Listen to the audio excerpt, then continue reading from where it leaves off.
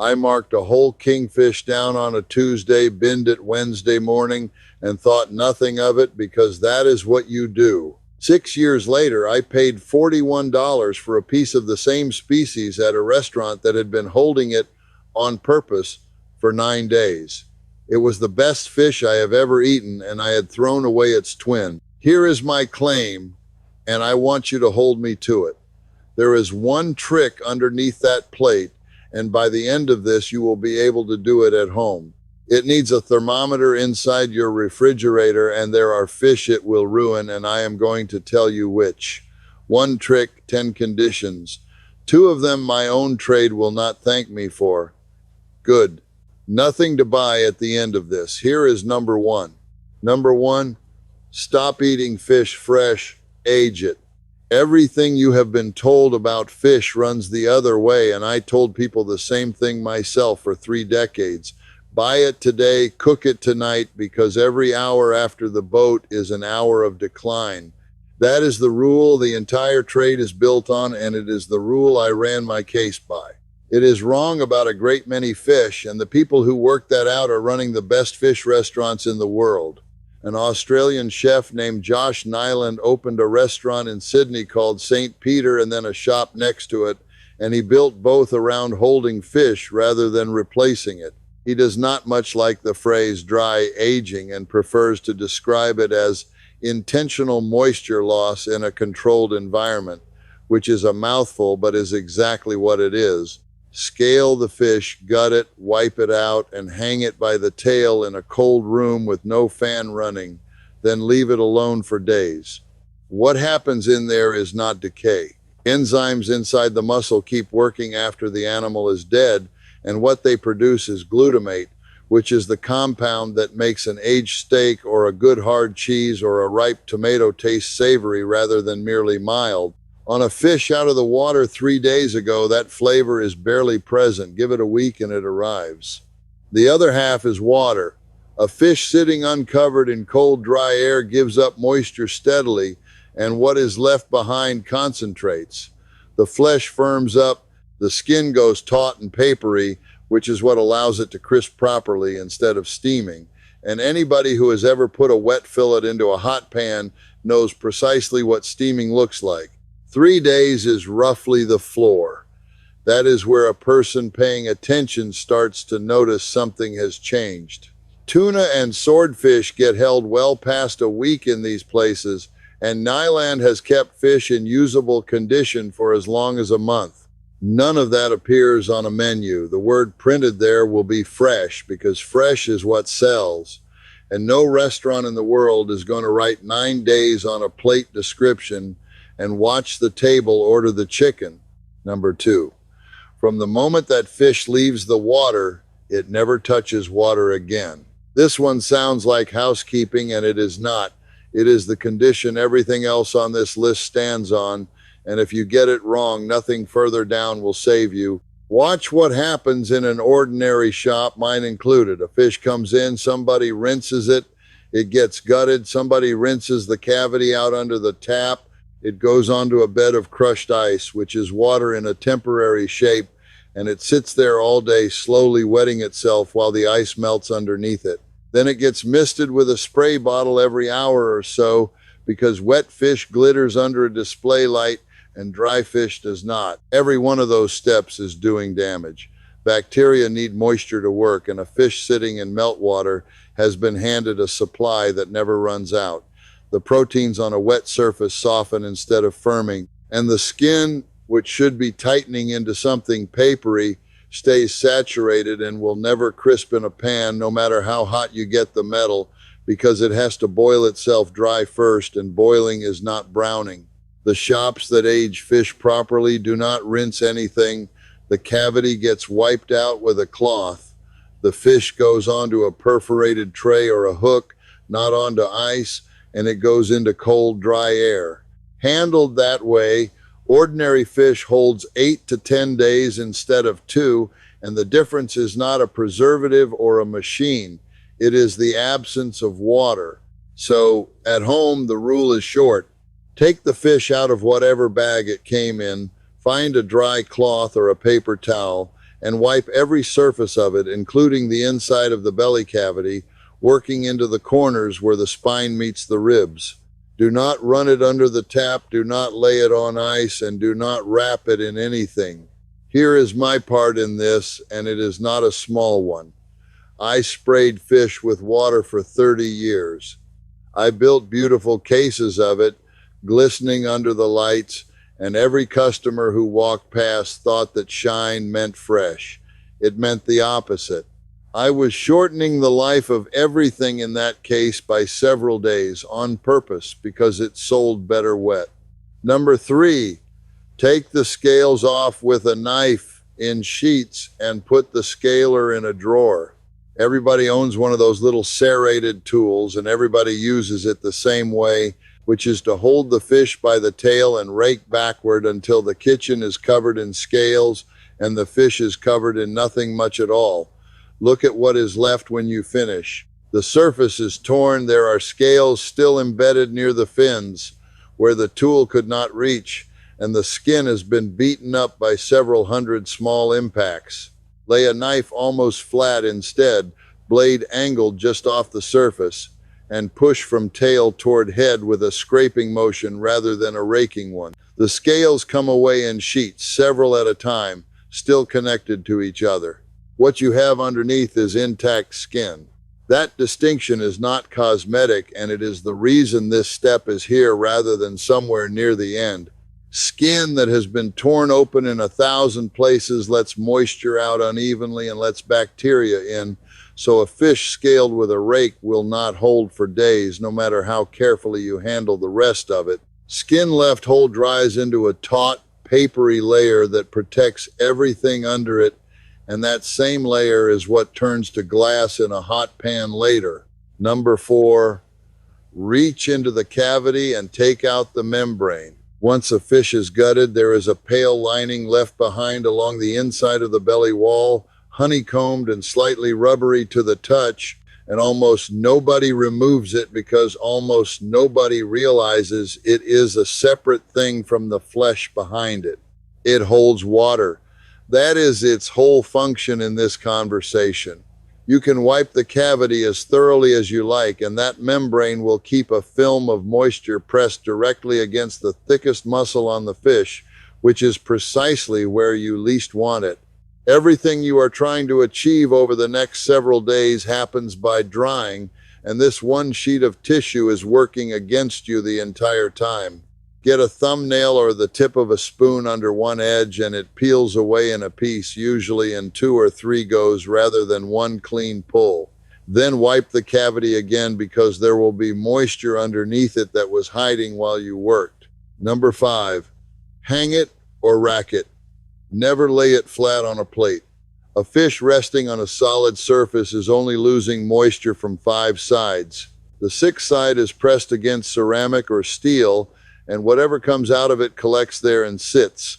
So within a day you have a fish that is drying nicely on top and quietly softening underneath. Turn it over and you have simply moved the problem to the other flank. The shops doing this properly hang the large fish from a hook through the tail so air reaches every surface at once, and lay the small ones on perforated metal trays that let moisture fall away instead of pooling. At home, a wire cooling rack set inside a sheet pan does the same job for anything under a few pounds, and a hook screwed into the top of a spare refrigerator will handle something bigger. One detail that surprises people: those cold rooms run no fan at all. Moving air sounds like it ought to help, and it dries the outside far faster than the inside can follow, which leaves you with a leathery shell around flesh that has not changed.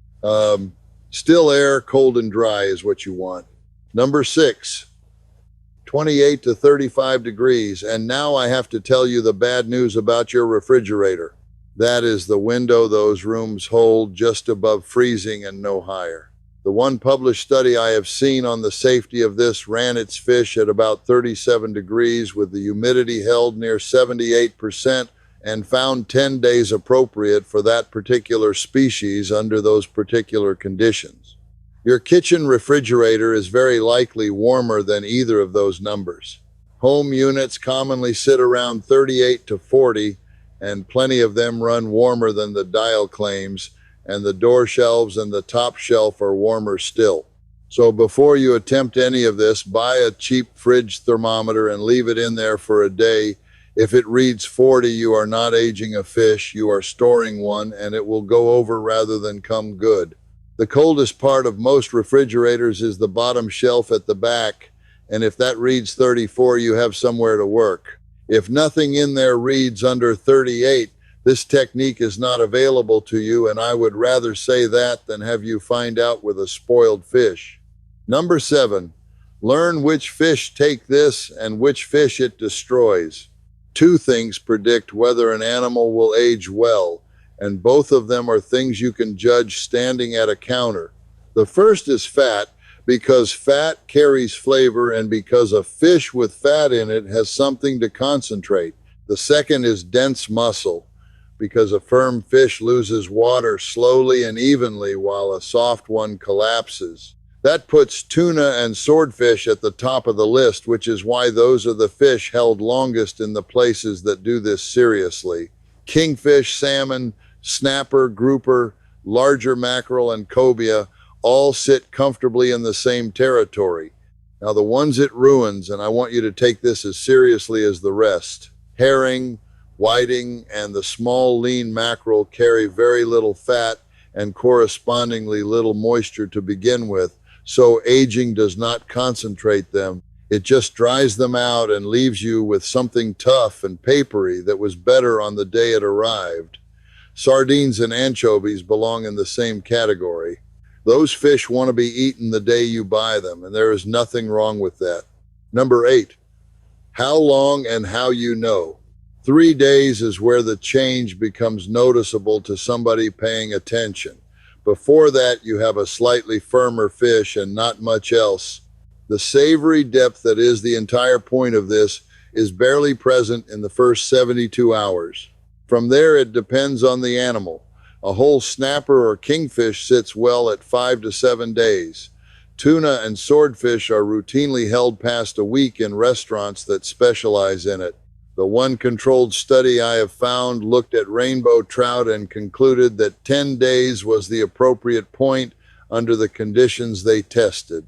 At the far end, in a properly built room, fish has been kept usable for as long as a month, though that is professional territory and not a target for anybody working out of a kitchen refrigerator. The honest answer for a beginner is to start at 3 days on a fish that suits it, cook half, and put the rest back for another 2. Taste the difference yourself rather than trusting my number or anybody who gives you one. That is the only way to calibrate this, because your refrigerator is not their cold room and never will be. Number 9.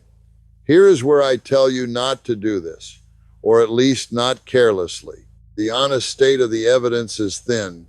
I have found one controlled study on the safety of dry-aged fish, and it looked at a single species, rainbow trout, held at one temperature and one humidity, and the people who ran it said in plain language that more work is needed on other species and other conditions before anybody could call this generally understood. Restaurants doing it have working knowledge built up over years of watching their own product.